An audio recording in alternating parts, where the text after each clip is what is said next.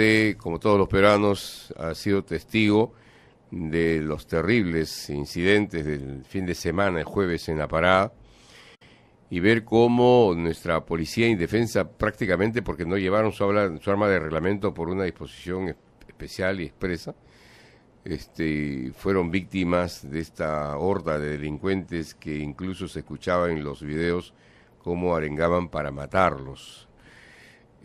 ¿Cómo hacemos para que esta situación, ponerle fin por un lado y por otra, poner a buen recaudo estos elementos que han causado todo lo que han hecho el fin de semana y que han dejado pues a un policía mal herido, han muerto 2 por parte de los violentistas, y se da toda esta situación en un contexto en el cual lamentablemente pues no se tomaron seguramente las medidas que sí se dieron el sábado último?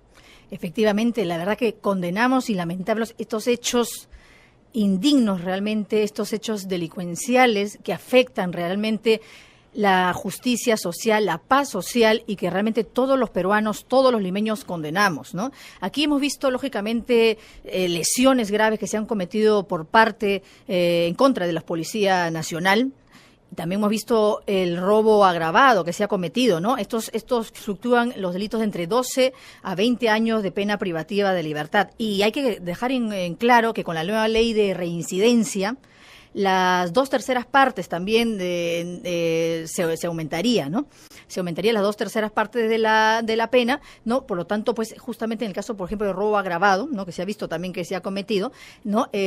Oscilarían en más o menos a 34 años de pena privativa de la libertad. Ahora, ¿no? ¿cómo se da el caso? Por ejemplo, hay tipos que están requisitoriados, hay otros que han estado en la cárcel 2, 3 veces por lo mismo, y sin embargo están en libertad.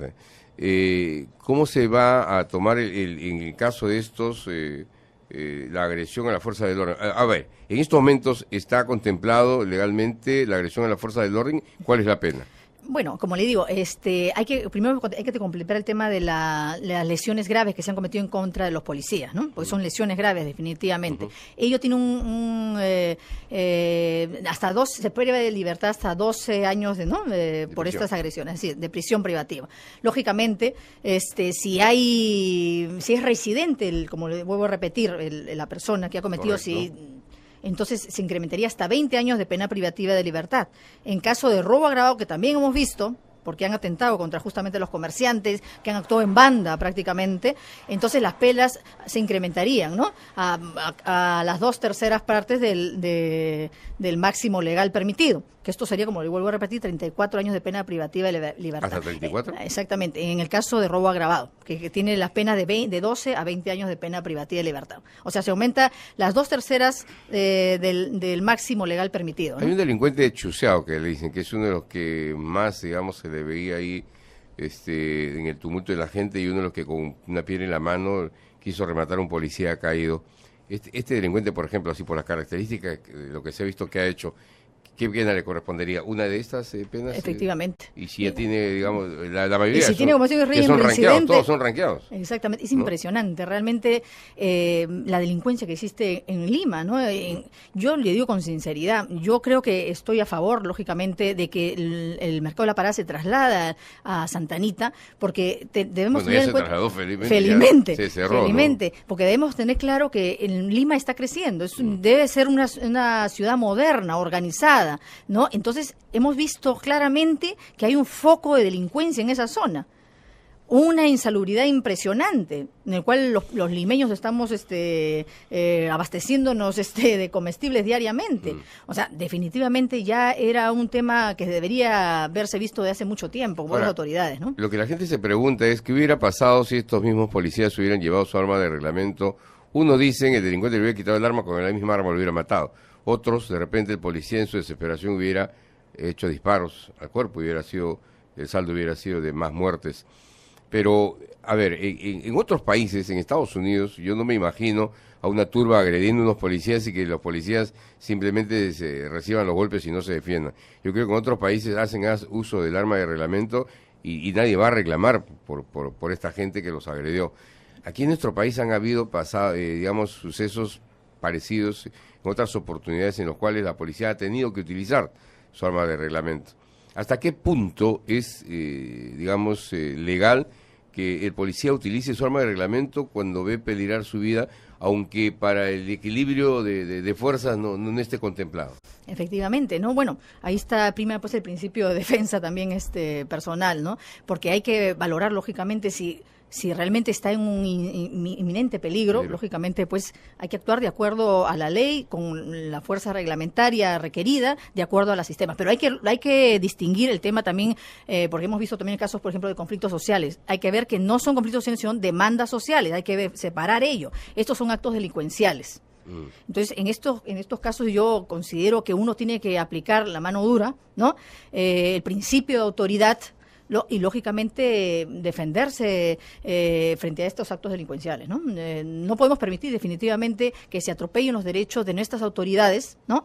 Debemos aprender a respetar la ley, respetar nuestras instituciones y como consecuencia yo creo que vamos a trabajar en una sociedad organizada.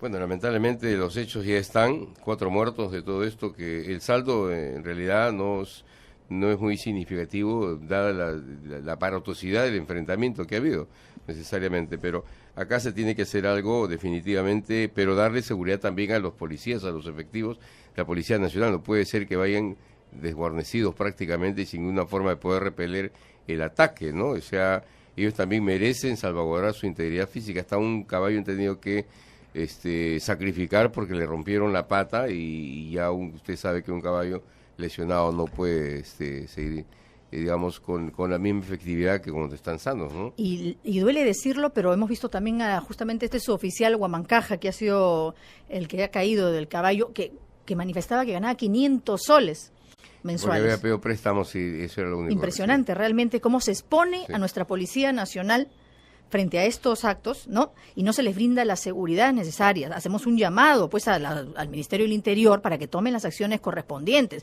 Queremos una policía que tenga buenos equipos modernos, ¿no? Que tenemos una policía que respete la ley. También queremos policías que no abusen de su autoridad, ¿no? Porque también hemos visto este tipo de casos, ¿no? Pero creo que todos juntos, las autoridades, la ciudadanía, tiene que trabajar unido para restablecer la seguridad jurídica que demanda pues una ciudad, como le digo, limpia, organizada, moderna, ¿no? Que requieren todos los limeños y los peruanos en general, ¿no? Yo creo que la situación que se ha generado y que ha motivado pues que la prensa entera esté detrás de todo esto y se haya visto el caso de este joven, por ejemplo, caído, que solamente recibió esto por concepto de un préstamo que se había hecho, ver la situación que viven actualmente la Policía Nacional, ¿no? Creo que es un tema que tiene que verse y que se tendrá que ver con más profundidad, porque como usted dice, exponerlos, había una situación ya generada por su propio trabajo y un préstamo que él había hecho, pero si bien es cierto, hay una situación que hay que, digamos, de alguna manera darle solución con respecto a los suelos que este ilustre Colegio de Abogados de Lima tiene que tomar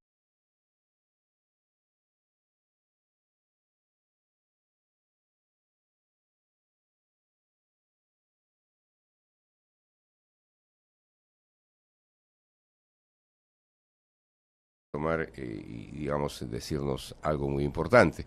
La situación del expresidente Alberto Fujimori, una situación que ha generado controversias, opiniones distintas, encontradas por parte de gente en política, civiles y todo lo demás, por una situación que se genera en torno a una solicitud de indulto hecha por los familiares y no por él mismo, como tendría que ser. Explíquenos esto. Hay una situación que se está dando en estos días que están diciendo que él lo va a firmar. ¿Es cierto esto? Bueno, la Comisión de Gracia Presidencial en su reglamento, si más recuerdo en el artículo 16 del mismo reglamento, establece claramente cuáles son los requisitos para pedir justamente el indulto. Y establece en ese artículo que justamente el que tiene que solicitar y firmar la solicitud es justamente la persona interesada. Claro. En este caso, es bien claro el reglamento. La lógica lo dice.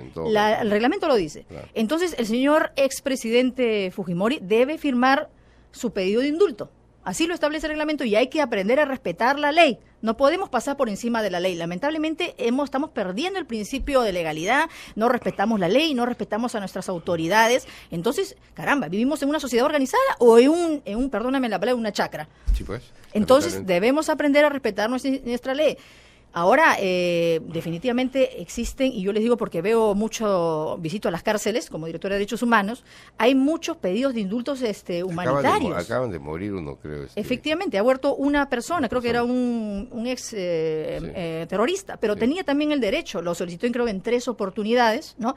No se le dio el indulto presidencial, pero acaba de fallecer. Tengo conocimiento, hay como 124 pedidos sobre temas de indultos, o más o menos son un más promedio. de 178. Bueno, más o menos, ¿no? Un promedio de más de 100, como digo, pedidos de este tipo de indultos humanitarios que deben ser valorados en principio, ¿no? Entonces, porque debe haber igualdad ante la ley. En todo caso, que el de pedido del expresidente tendría que hacer su colita también. Exactamente. ¿No es cierto? Todas las personas tienen igualdad ante la ley. Ahora, y hay que respetarla. Ahora, y cuando él solicite, mejor dicho, cuando el presidente o el expresidente firme la solicitud de indulto, ¿implícitamente está reconociendo sus delitos o le está siendo apurado, digamos, por las circunstancias que le están obligando a hacerlo o porque, como dice usted, la normatividad así lo indica? Bueno, él está siendo consciente de los delitos que ha cometido y está pidiendo perdón a la ciudadanía, ¿no? Es lo que interpretamos nosotros. Claro, y yo no creo que esté tan consciente porque ellos no reconocen hasta ahora los delitos. Claro, pero en penal, como dice el indubio pro reo, ¿no? En términos penales, el indubio pro reo, la duda favorece al reo. Entonces hay que darle el beneficio de la duda. Pero sin embargo, si con convicción pide perdón, si firma su solicitud pidiendo su indulto, yo creo que el presidente tendrá que valorarlo en su momento y, lógicamente, también considerando los más de 178 pedidos de indulto humanitario que existen hoy día en la actualidad, ¿no? Ahora, que el propio presidente firme la solicitud de indulto no implica necesariamente que eso, como una de las de los pedidos que le están haciendo para que se regularice la solicitud, eso no implica que ya salga el indulto presidencial. No, de ninguna manera. ¿No? Simplemente está cumpliendo con una formalidad. Todavía tiene que pasar, digamos, todos los estamentos que dice la propia ley, ¿no es cierto? Y lógicamente hay que evaluar también los informes médicos. Claro. Él firma mañana, él firma hoy día, por decir, la solicitud de indulto, ¿no? ¿Cuáles son los pasos a seguir luego de estar a la espera con otros 178? Efectivamente, obviamente. Bueno, van a tener que cumplir los requisitos establecidos, por ejemplo, hay que hacer el informe médico necesario, ¿no? Bueno, básicamente, y ver lógicamente cuáles han sido las penas por las cuales se le ha condenado, lógicamente, ¿no? Y valorarlo de alguna forma, pero más que todo en este caso de indulto humanitario, que se ve el tema de la parte médica, ¿no? Existente. Entonces, eso es fundamental. Entonces hay que valorar primero el informe médico. Por ahí leí, si no me recuerdo, que se había desaparecido un informe del INEM. Claro, el informe del INEM, que era el primer informe. Que en el cual seguramente no habla de ningún tipo de... Exactamente, bueno, tendrá que aparecer o se investigará... Si ya desapareció por algo, ha desaparecido. Si aparece, más bien, habrá que tener ciertas dudas en lo que aparezca a posteriori, ¿no? El asunto sería que aparezca el que tendría que estar en este momento acá indicando lo que ellos alegan. ¿No es cierto? Ahora, una situación que se ha generado en torno a esto, pero que en definitiva será el presidente de la República el único que finalmente dará la palabra final. Presidencial. La palabra final, si tuviera que dárselo, ¿no es cierto? Exactamente. Pero junto con esto hay otras cosas, ¿no? En el aspecto político, la repercusión política que pudiera tener, no solamente aquí en nuestro país, sino internacionalmente. Pongámonos en la figura que se le dé el indulto presidencial. ¿Cuál sería, digamos, la figura que tendría, digamos, esta decisión presidencial en un hombre que fue sentenciado, mejor dicho, extraditado, enjuiciado, sentenciado, ¿no es cierto? Y que, bueno, pues, por obra y gracia, una solicitud pidiera su indulto y tuviera que salir en libertad? ¿Qué es lo que se generaría, digamos, en el contexto? Bueno, va a haber un rompimiento porque, lógicamente, hay mucha gente que está en favor, otra gente que está en contra. Respetamos las ideas de cada uno, pero la ley es clara. Aquí han habido delitos de lesa humanidad, han habido delitos de corrupción inminente, y yo creo que debemos ser estrictos y tener mano dura y no tener miedo al aplicar la ley, ¿no? No podemos dar mal ejemplo como autoridad, como país, lógicamente, ¿no? Y no podemos permitir que haya más corrupción en nuestro país, que se violen las instituciones, y lógicamente hay un llamado también al Poder Ejecutivo y al Poder Legislativo. ¿Cómo es posible ¿Cómo es posible que hasta ahora no se elijan los miembros del Tribunal Constitucional, que no se elijan al defensor del pueblo, que no se elija a los representantes del Banco Central de Reserva?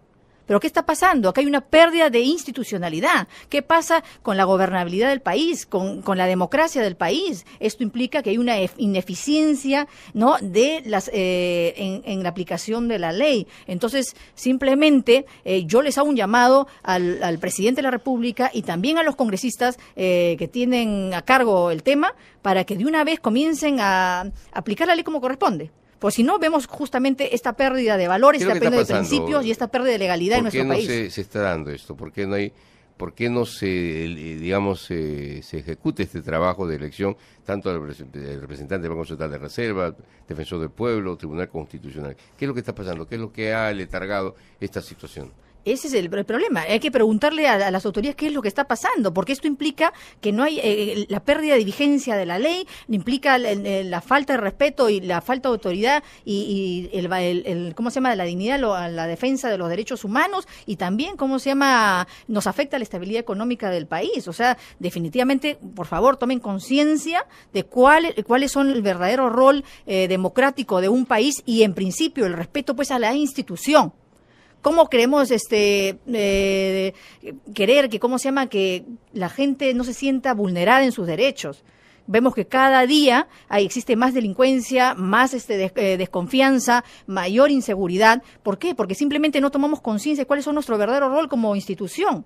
Yo, como directora de Derechos Humanos, me siento bastante afectada y, lógicamente, a diario venimos recibiendo denuncias de diferentes temas, ¿no? Entonces, lógicamente, hacemos un llamado a las autoridades para que lo antes posible puedan de alguna forma restituir, porque estamos, como digo, en el limbo, restituir nuestra institucionalidad democrática.